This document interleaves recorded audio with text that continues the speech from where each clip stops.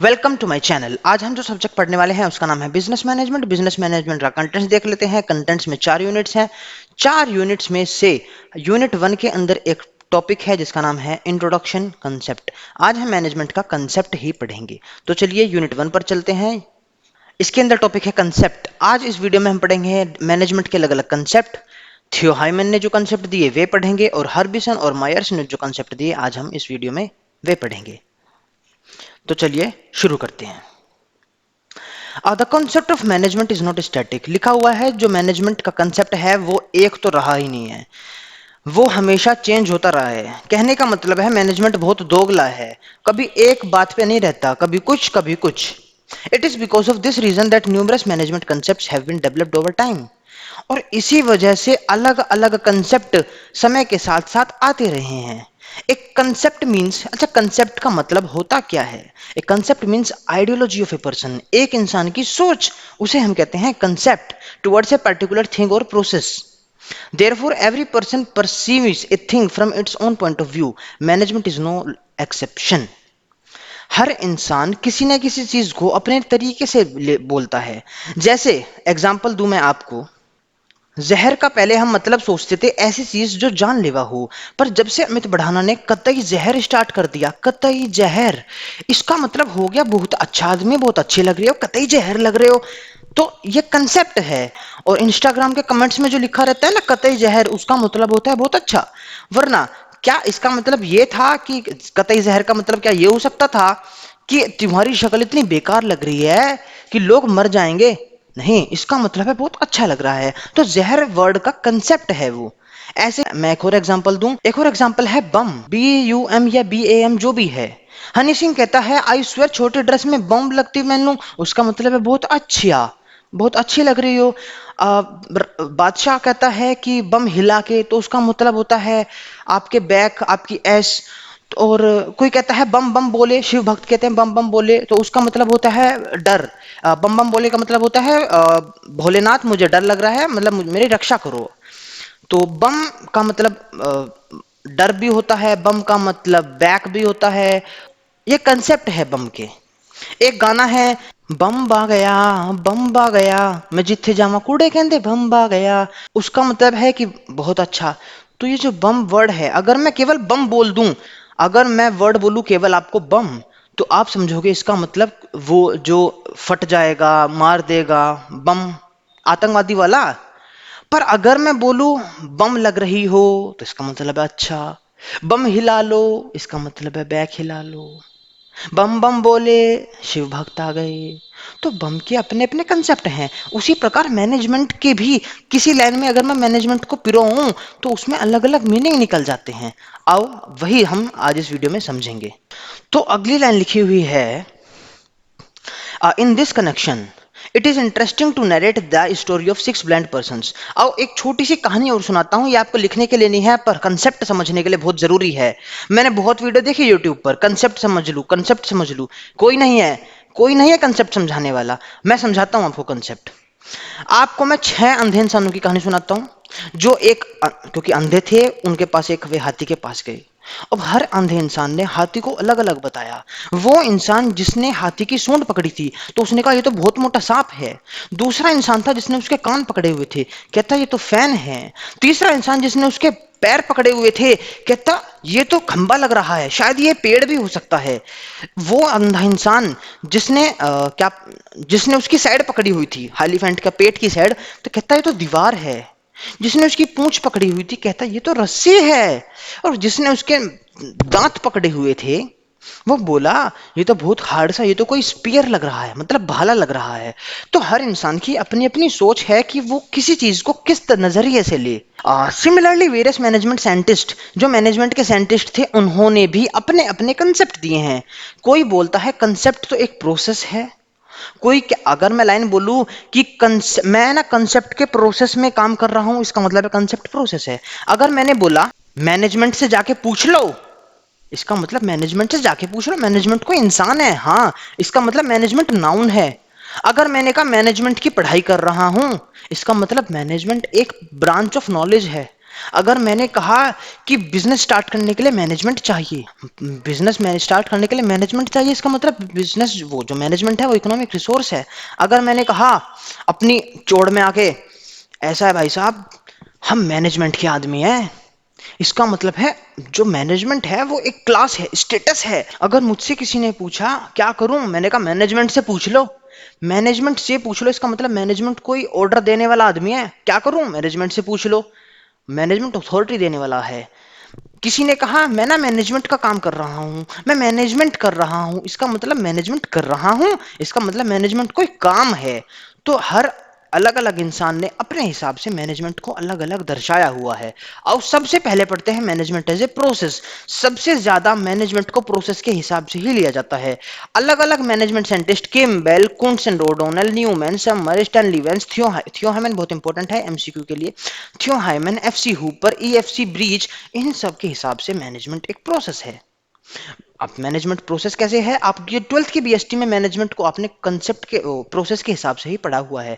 Management as a process includes planning, organising, staffing, directing and controlling. All these are inter related sequential function.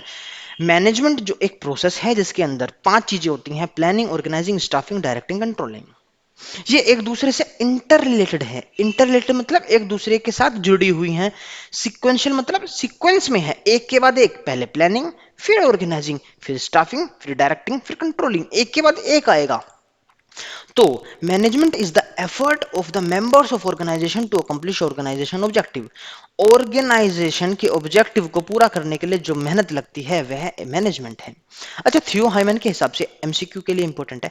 थियो hymen के हिसाब से management process में 5 M लगते हैं। 5 M, man, material, machine, money, method. मजदूर, raw material कच्चा माल, मशीनें, पैसा, तरीका, कुछ बनाने का तरीका।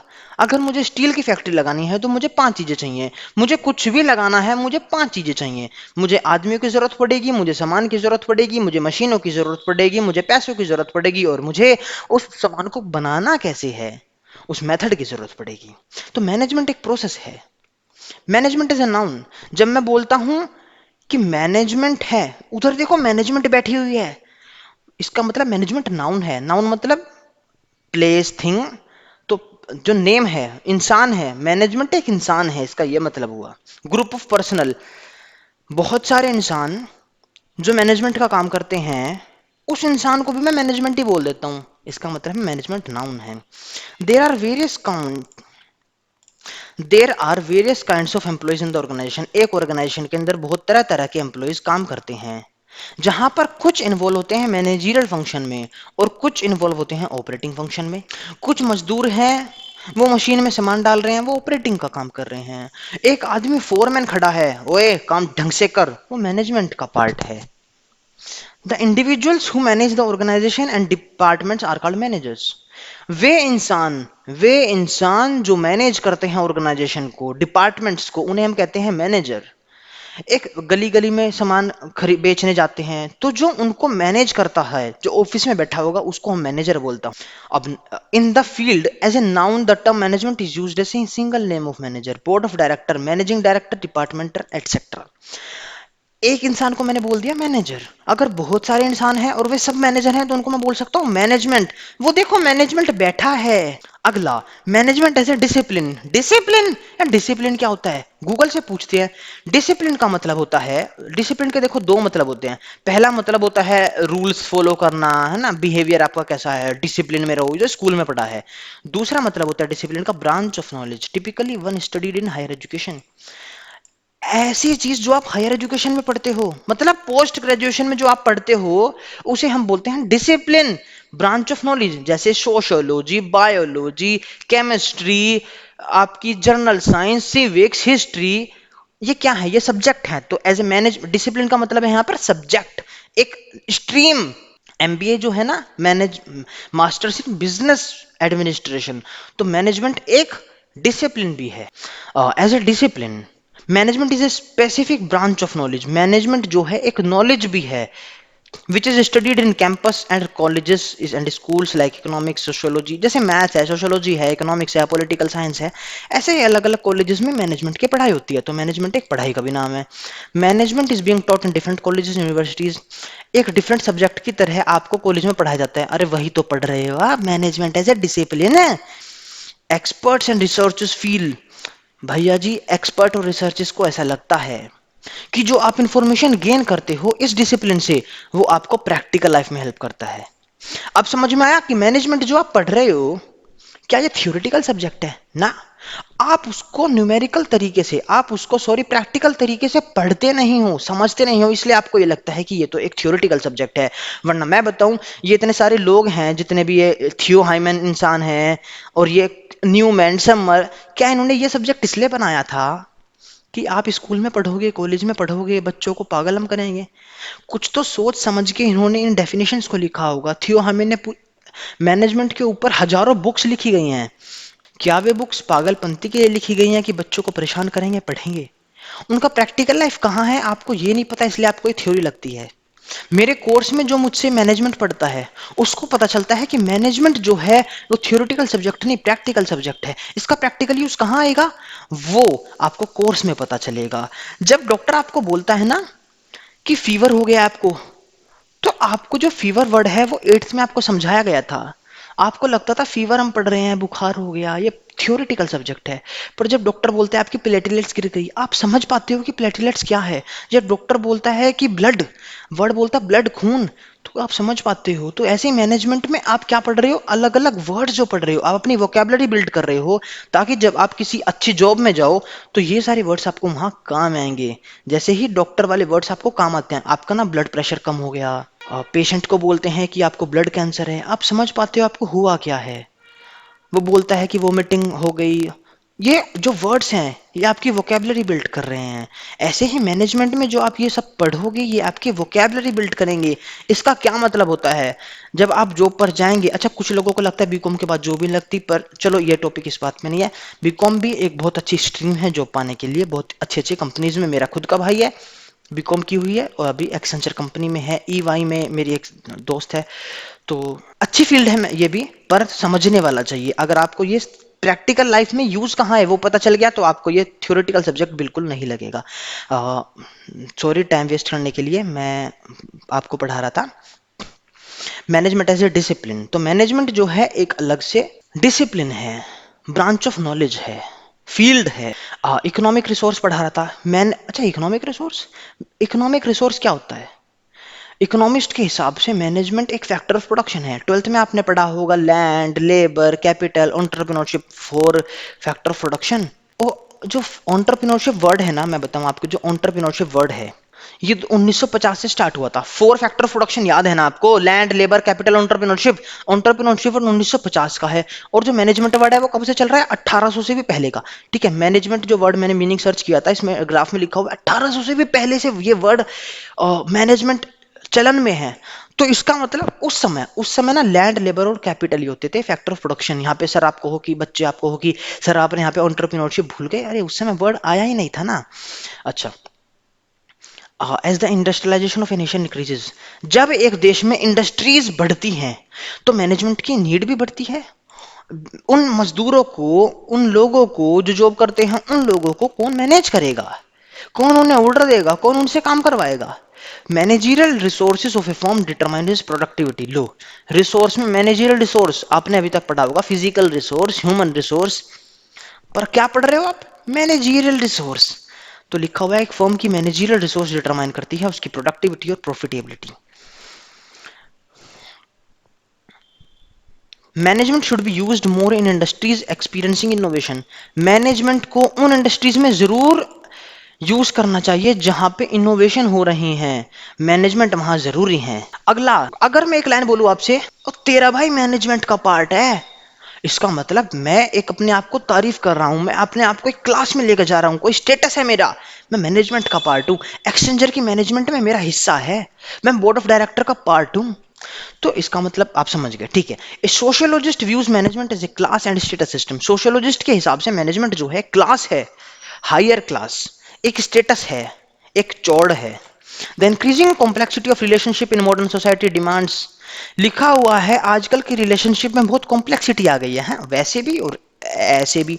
तो जो रिलेशनशिप्स में कॉम्प्लेक्सिटी आ गई है, बढ़ रही है, इसकी वजह से डिमांड आ गई है कि मैनेजर एक एलाइट ऑफ माइंड है, एकेडमिया।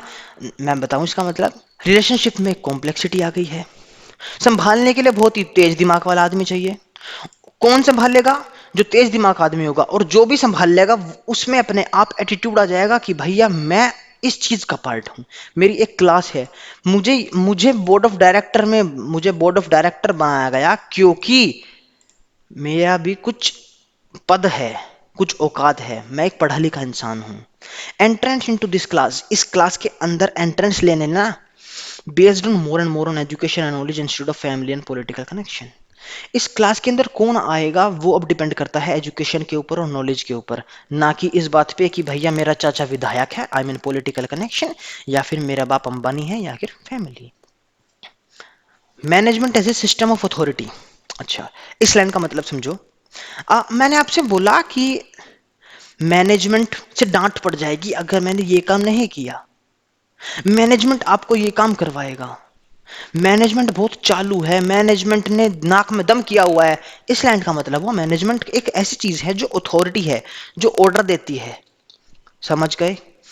ये इंपॉर्टेंट है, हर्बिसन एंड मेयर्स की definition. According to Harbison and Myers, management is rule making and rule enforcing body. Management एक रूल बनाने वाली बॉडी है, और उस रूल को लोग फॉलो करें, एनफोर्स करें, ये वाली बॉडी है। And within itself it is bound together by a web of relationship between superior and subordinates. Superior मतलब जो ऊपर होता है, सबॉर्डिनेट जो नीचे होता है, जो ऑर्डर देता है उसे हम कहते हैं सुपीरियर, सुपर सुपीरियर।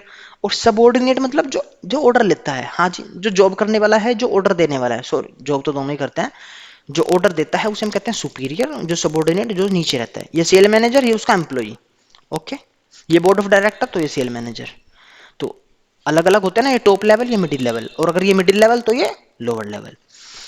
और there is a hierarchy. Hierarchy मतलब क्या होता है? एक के बाद एक, एक के बाद एक, एक के बाद एक। हायरार्की ऑफ अथॉरिटी का अनुभव, देखो जैसे मजदूर को ऑर्डर देने वाला है फोरमैन, फोरमैन को ऑर्डर देने वाला होता है सेल मैनेजर, सेल मैनेजर को ऑर्डर देने वाला होता है चेयरमैन, चेयरमैन को ऑर्डर देने वाला होता है बोर्ड ऑफ डायरेक्टर।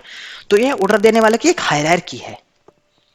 अथॉरिटी की हायरार्की होती है पीपल जो उसमें काम करते हैं। मैनेजर से different level possess varying degree of authority. Management के अंदर हर मैनेजर के पास कुछ ना कुछ अलग अलग अथॉरिटी होती है। In general the higher level manager have the authority to lay down the goals and policies of the entrepreneur while those at the lower level authorised to execute. लिखा हुआ है जो हायर लेवल पे manager होते हैं उनके पास authority होती है गोल्स को और पॉलिसी फाइंड। इस साल हमें 10,000 मशीन बना के तैयार करनी है, इस साल हमें 5,000 कंप्यूटर बनाने हैं, ये टॉप लेवल का काम है। और उसको एग्जीक्यूट करना, ये किसका काम है? ये लोअर लेवल का काम है। कि ऊपर से ऑर्डर आया हुआ है कि 10,000 कंप्यूटर बना रहे हैं, मजदूरों काम जल्दी चलाओ, हाथ जल्दी चलाओ, अगर तुमसे काम नहीं हो रहा एक आदमी फालतू बुला लो। और कॉन्ट्रैक्टर मेरी बात सुनो, ये काम ना फटाफट हो जाना चाहिए, इस हफ्ते तो 5,000 कंप्यूटर बन के हो जाने चाहिए। उनको एग्जीक्यूट करता है। ऑर्डर देने वाला, पॉलिसी बनाने वाला होता है हायर लेवल, और उसको जो निभाएगा और जो उसको काम पूरा करेगा वो होता है लोअर लेवल वाले। तो सुपीरियर सबऑर्डिनेट रिलेशनशिप तो आपको समझ आ ही गया होगा। अगला पढ़ते हैं मैनेजमेंट। मैनेजमेंट एक्टिविटी है। इसका मतलब है, अगर मैंने बोला मैं मैनेजमेंट कर रहा हूं, इसका मैनेजमेंट कर रहा हूं, मैं खाना खा रहा हूं, खाना एक एक्टिविटी है, मैं मैनेजमेंट कर रहा हूं, मैनेजमेंट एक्टिविटी है। According to this approach management consist of those activities. Management काम को कहते हैं which are performed by managers in attaining the predetermined objective. इसके हिसाब से मैनेजमेंट ऐसा काम है जो कि ऑब्जेक्टिव को पूरा करने के लिए काम आता है। दिस अप्रोच में we refer to Henri Fayol. Henri Fayol, ये पढ़ा होगा आपने 12th में। हेनरी फ्योल ने बताया हुआ है कि भैया मैनेजमेंट जो है ना एक्टिविटी है, उसने मैनेजमेंट को अलग अलग कैटेगरीज में डाला हुआ है। टेक्निकल मैनेजमेंट, कॉमर्शियल काम होता है, फाइनेंशियल, सिक्योरिटी। टेक्निकल काम कौन सा होता है? प्रोडक्शन डिपार्टमेंट में जो काम हो रहा है, मतलब सामान बनाने में, फैक्ट्री में जो काम हो रहा है वो टेक्निकल काम हो गया। कुछ खरीदना है, कुछ बेचना है, कुछ एक्सचेंज करना है, ये जो काम है ना खरीदने बेचने का, ये कॉमर्शियल काम हो गया। हमारी जो पैसा हमने जो लगाया हुआ है उसका मैक्सिमम यूटिलाइजेशन हो जाए, हमने मशीन जो लगाई है उसका मैक्सिमम यूटिलाइजेशन हो जाए, इसका मतलब है वो कौन सा काम हो गया? फाइनेंशियल काम हो गया। और भैया इंसानों की सुरक्षा और प्रॉपर्टी की सुरक्षा, हम ये काम कर रहा हूँ कि किसी को आग ना लग जाए, प्रॉपर्टी को नुकसान ना हो जाए, मशीन को आग ना लग जाए, ये जो काम हो रहा है उस काम को मैं कहता हूँ सिक्योरिटी वाला काम। तो मैनेजमेंट कोई काम बताता है, किसी ने कुछ बता दिया, किसी ने कुछ बता दिया। ये वही बात हो गई कि मैंने बोला कि भैया फूल झड़ी, तो किसी ने कहा दिवाली वाली फूल झड़ी। और वो रील पे क्या डायलॉग चलते रहते हैं, तो उसमें वो लड़की को बोलते, तो अलग अलग चीजें हैं। थियो हाइमन, अच्छा थियो हाइमन की एक बुक थी, एमसीक्यू के लिए इंपॉर्टेंट है। थियो हाइमन की बुक थी, उसका नाम था professional management theory and practice. देखो थ्योरी एंड प्रैक्टिस लिखा हुआ है, थ्योरी पढ़ोगे उसको प्रैक्टिकल लाइफ में कहाँ यूज करना है, जब आप जॉब पे जाओगे। उसने थियो हाइमन ने उसको नाउन के रूप में यूज भी किया हुआ है। कहने का ये मतलब है, थियो हाइमन ने अपनी बुक में कहीं कहीं तो ये लिखा हुआ था मैनेजमेंट ये काम करती है, इसका मतलब मैनेजमेंट को इंसान है। जब वो बोलता है ना मैनेजमेंट में ये काम हो रहा है, फिर मैनेजमेंट किया, मैनेजमेंट प्रोसेस है, मतलब वो प्रोसेस के बारे में बात कर रहा है। और उसने एक जगह लिखा हुआ था कि मैनेजमेंट की पढ़ाई जो कॉलेज कराना चाहिए, मैनेजमेंट की पढ़ाई स्टार्ट हो जानी चाहिए, इसका मतलब वो बताना चाह रहा था कि मैनेजमेंट एक डिसिप्लिन भी है। अच्छा, ये जो तीन चीजें हैं ना, नाउन, प्रोसेस और डिसिप्लिन, देखो ये मैंने समझा दिया आपको यहाँ पे, प्रोसेस, नाउन और डिसिप्लिन। स्टार्टिंग के जो तीन है वो है थियो हाइमन के, अगले जो तीन है इकोनॉमिक, क्लास और अथॉरिटी। इकोनॉमिक, क्लास और अथॉरिटी वो हो गए ये, इकोनॉमिक, क्लास और अथॉरिटी ये हो गए किसके, ये हो गए हर्बिसन मेयर्स के। और जो मैंने आपको सबसे आखिरी में पढ़ाया एक्टिविटी, ये इन दोनों का पार्ट नहीं है। अगर आपसे, अच्छा अब क्वेश्चन अगर आपसे आए कि मैनेजमेंट के कंसेप्ट बताओ, तो आप ये साथ के साथ कंसेप्ट लिख दोगे। अगर आपसे पूछा जाए थियो हाइमन के कंसेप्ट बताओ, थियो हाइमन के प्रोसेस, नाउन और, तो आप स्टार्टिंग के तीन लिखोगे। अगर आपसे पूछा जाए हर्बिसन और मेयर्स के कंसेप्ट बताओ, तो आप चौथा, पांचवा और छठा लिखोगे। ठीक है। अगर आपको इस पीडीएफ, ये पीडीएफ चाहिए, तो आप व्हाट्सएप पर मुझे मैसेज कर सकते हो। आज का हम टॉपिक यहीं खत्म करते हैं, मिलते हैं नेक्स्ट चैप्टर।